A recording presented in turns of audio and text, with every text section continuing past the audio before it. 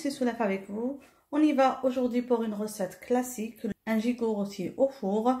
Il y a plusieurs méthodes de cuisson et de préparation du gigot rôti au four.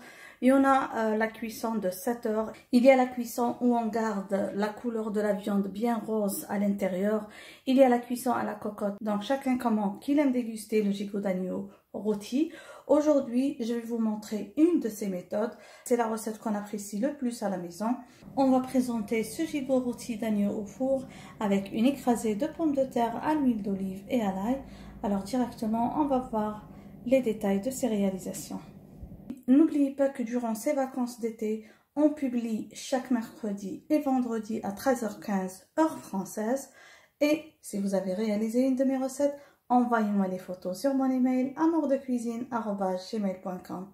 Directement, on va voir ensemble les ingrédients de cette réalisation. Pour la recette d'aujourd'hui, on va avoir besoin d'un gigot d'agneau. Le gigot d'agneau que j'ai ici pèse 1 kg 100 g. Alors on préconise pour une belle couleur rosée de la viande à l'intérieur, une cuisson de 30 minutes pour chaque 500 g de viande.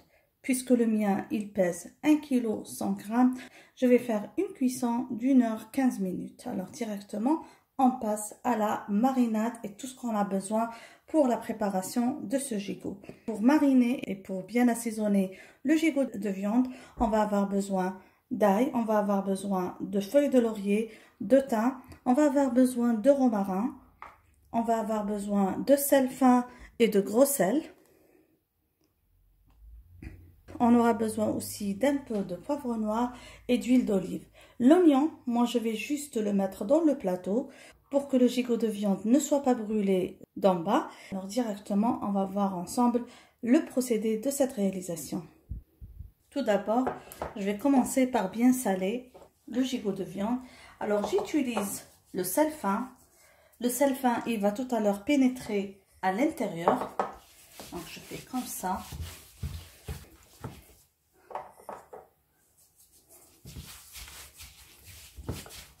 Comme ça. De l'autre côté aussi, le sel fin. Soyez généreux avec le sel fin. Ça ne risque pas d'être salé, ne vous en faites pas. Alors comme ça.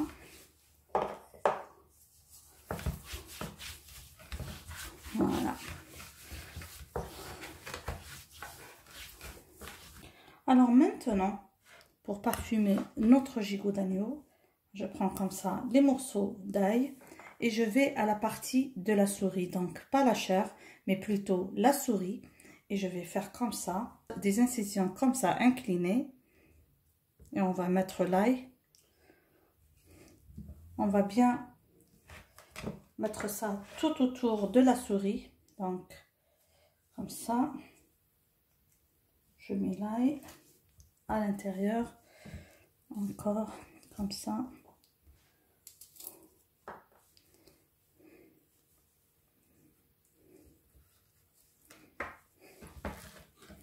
Encore de l'autre côté. On va mettre l'ail. Ça va bien parfumer la viande. Comme ça.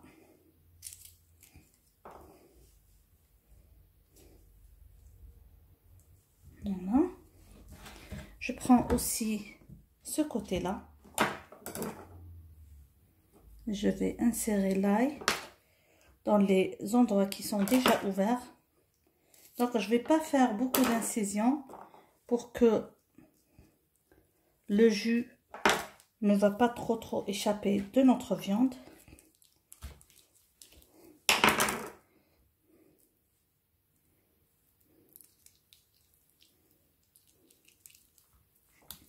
Comme ça. Plus vous allez faire des incisions dans votre viande et plus il va perdre de son jus. Juste comme ça. Bien sûr, la quantité d'ail, c'est selon le goût. Personnellement, j'aime beaucoup l'ail.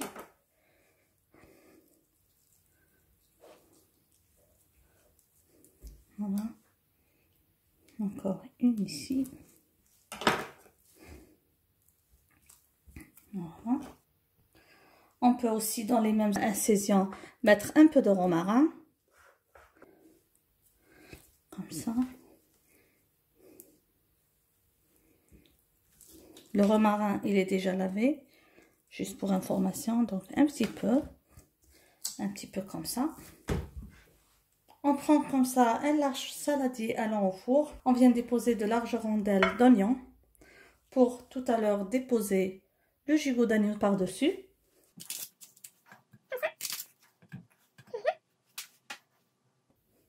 On ajoute comme ça un petit filet d'huile d'olive. Moi, je cuisine toujours avec l'huile d'olive extra vierge. Je viens déposer comme ça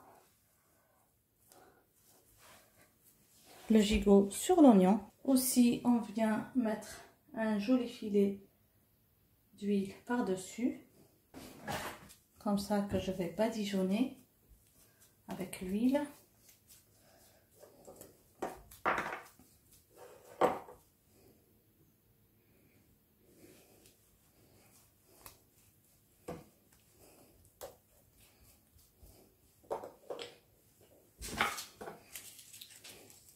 On dépose des feuilles de laurier par-dessus et par-dessous. Un peu de thym.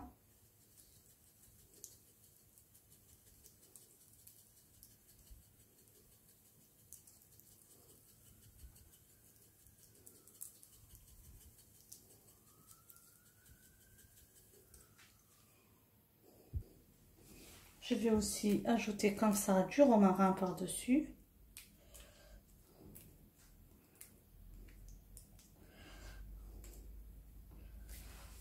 Un peu du poivre du moulin.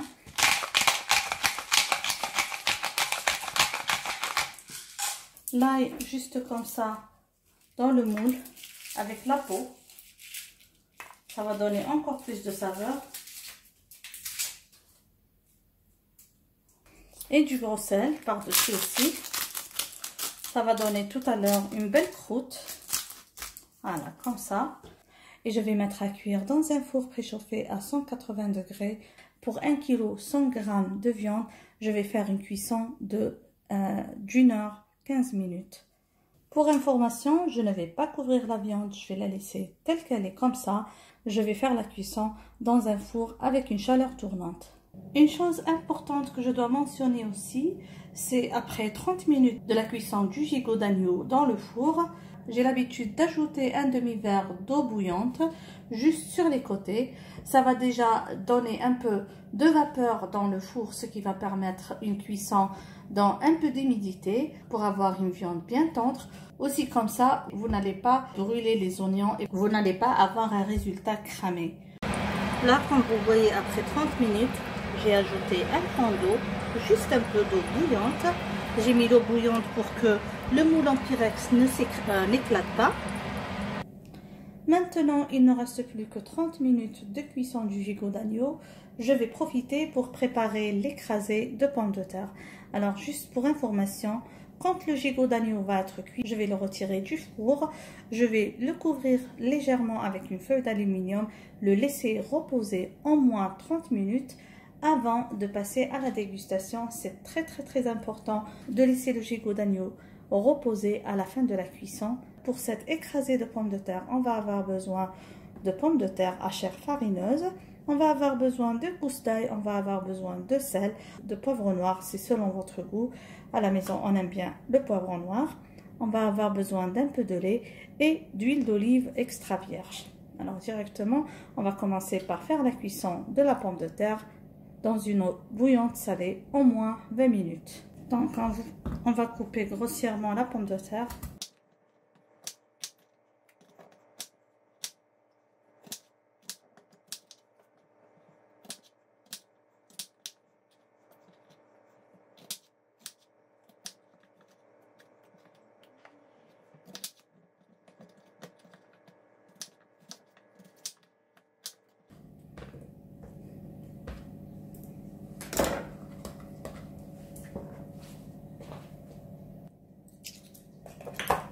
On va ajouter le sel et on va mettre à cuire pendant au moins 20 minutes. Là, j'ai égoutter la pomme de terre qui est bien cuite, comme vous le voyez.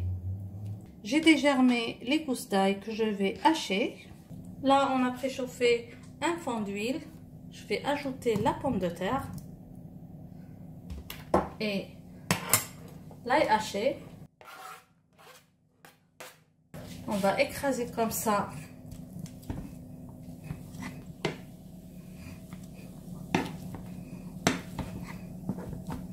Maintenant, on va introduire le lait.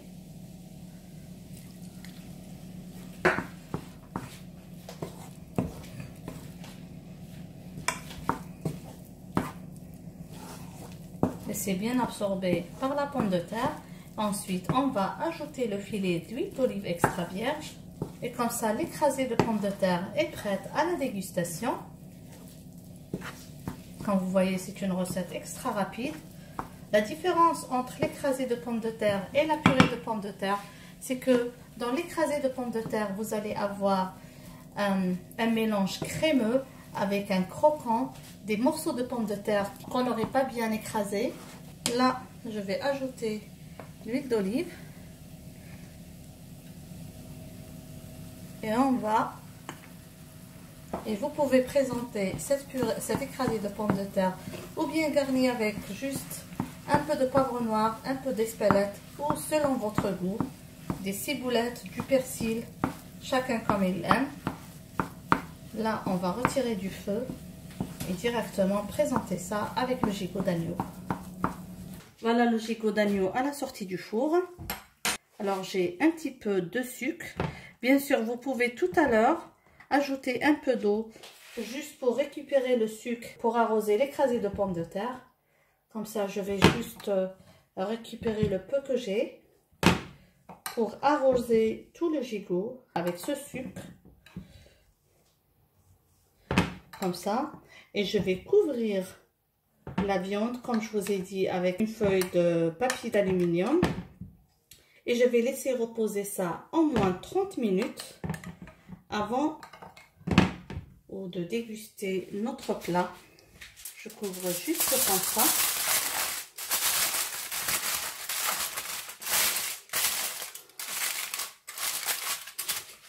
Et on va se voir lors de la dégustation. Nous voilà arrivés à la fin de notre réalisation. L'écrasé de pommes de terre pour accompagner un gigot d'agneau rôti au four. Une recette très simple et très facile. J'espère que vous avez aimé cette réalisation. Je vous dis encore une fois merci de m'avoir suivi et à la prochaine réalisation. Donc, et on va présenter avec un peu de sauce de cuisson du gigot. Merci encore une fois de m'avoir suivi.